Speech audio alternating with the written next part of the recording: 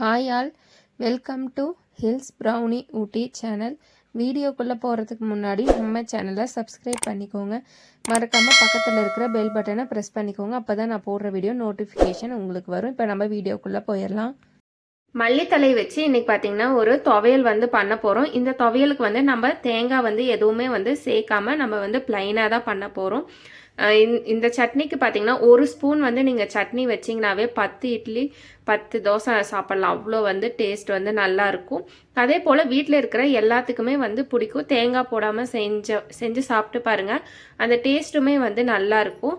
அதுக்கு பார்த்தீங்கன்னா ஒரு கட்ட அளவுக்கு மல்லித்தலை எடுத்து வச்சுருக்கிறேன். ஒரு 10லேருந்து 15 போல் சின்ன வெங்காயம் எடுத்து வச்சுருக்கேன். ஒரு 4 பல்லு பூண்டு, சின்னதாக ஒரு தக்காளி எடுத்து வச்சுருக்கேன். நெல்லிக்காய் சைஸ் அளவுக்கு புளி எடுத்து வச்சுருக்கேன். 3 வரமிளகா எடுத்து வச்சுருக்கேன். 2 ஸ்பூன் பார்த்தீங்கன்னா கடலைப்பருப்பு, 2 ஸ்பூன் உளுந்த பருப்பு எடுத்து வச்சுருக்கேன். மல்லி சட்னிக்கு நம்ம பார்த்தீங்கன்னா எடுத்து வச்சுருக்கிற பொருள்லாம் நம்ம வணக்கிக்கலாம். அதுக்கு ஒரு பாத்திரத்தில் எண்ணெய் ஊற்றி வச்சுட்டேன். எண்ணெய் பார்த்தீங்கன்னா நல்லா சூடாயிடுச்சு. எடுத்து வச்சுருக்க கடலைப்பருப்பு உளுந்து ரெண்டுமே சேர்த்துக்கோங்க. போட அந்த மனம் வந்தாவே போதும். ரொம்ப கலர் மாறுற அளவுக்கு வறுத்துற வேணாம். அப்புறம் நம்மளுக்கு சட்னியில் இந்த பருப்பு கொஞ்சம் தீஞ்சு போன மாதிரி இருக்கும் அந்த ஃப்ளேவரு. அதனால் அந்த மணம் வர அளவுக்கு மட்டும் வறுத்துக்கோங்க. பருப்போட மணம் வர அளவுக்கு வறுத்துக்கோங்க.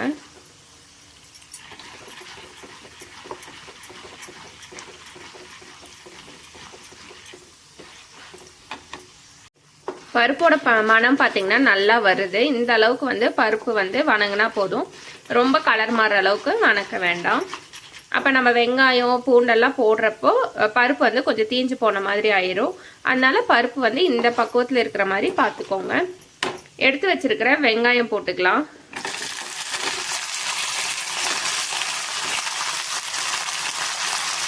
பூண்டும் போட்டுக்கிறேன். வெங்காயம் பூண்டு பார்த்தீங்கன்னா ரொம்ப கலர் ப்ரௌன் கலர் வர அளவுக்கு வணக்க தேவையில்லை. வெங்காயத்தோட மணம் வர அளவுக்கு வணக்கிக்கோங்க போதும்.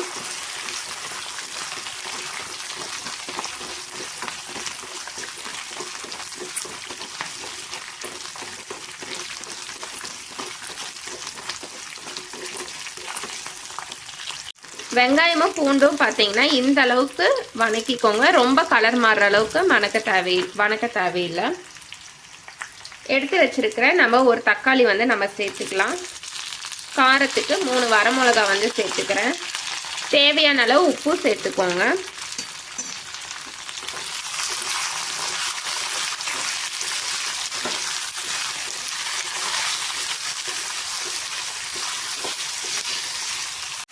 தக்காளி பார்த்தீங்கன்னா நல்லா வணங்கிருச்சு. பருப்பு பாருங்கள் ரொம்ப கலர் மாறல.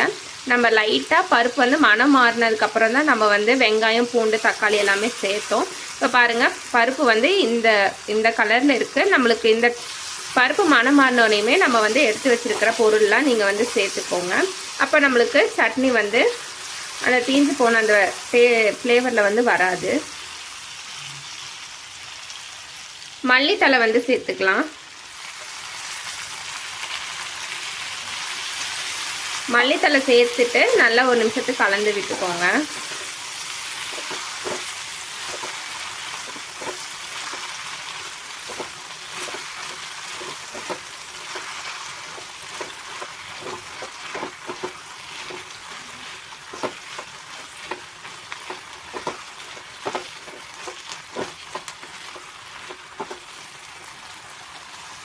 புளி சேர்த்துக்கலாம்.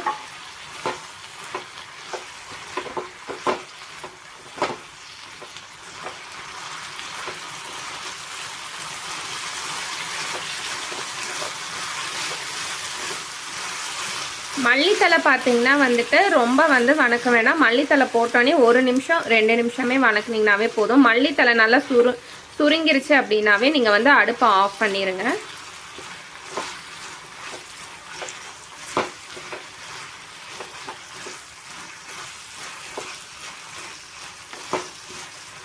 மல்லித்தலை பார்த்தீங்கன்னா நல்லா சுருங்கிருச்சு. இப்போது அடுப்பை நம்ம ஆஃப் பண்ணிடலாம். ஆற வச்சுட்டு நம்ம அரைச்சிக்கலாம்.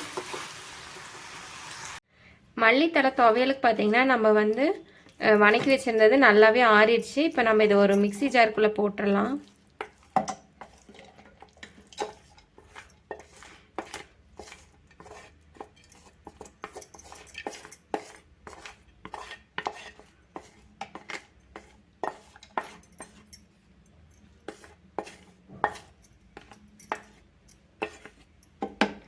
தண்ணி வேணும் அப்படின்னா நீங்கள் தண்ணி ஊற்றி அரைச்சிக்கோங்க.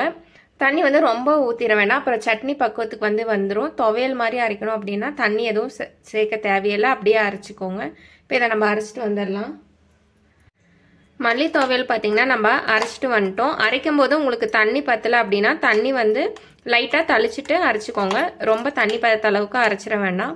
இப்போ அரைச்சதை நம்ம ஒரு பவுலில் வந்து நம்ம மாற்றிக்கலாம். இதுக்கு நீங்கள் தாளிப்பு கொடுக்குறனாலும் கொடுக்கலாம், இல்லை நீங்கள் வந்து அப்படியே நீங்கள் தொட்டு சாப்பிட்றனாலும், நீங்கள் சாதத்துக்கு இட்லி தோசைக்கு எதுக்கு வச்சு சாப்பிட்டீங்கனாலுமே டேஸ்ட் வந்து சூப்பராக இருக்கும். நான் பார்த்தீங்கன்னா இதுக்கு வந்து நான் தாளித்து விடல, அப்படியே நான் வந்து தோசைக்கு வச்சு நான் வந்து சாப்பிட்டுக்க போகிறேன். தோசைக்கு வந்து அரைச்ச சட்னி வந்து நீங்கள் வச்சு சாப்பிட்டீங்க அப்படின்னா எத்தனை தோசை எத்தனை இட்லி சாப்பிட்றாங்கன்னே தெரியாது, அவ்வளோ சாப்பிடுவாங்க. இதே போல் சட்னி நீங்களும் உங்கள் வீட்டில் செஞ்சு பாருங்கள்.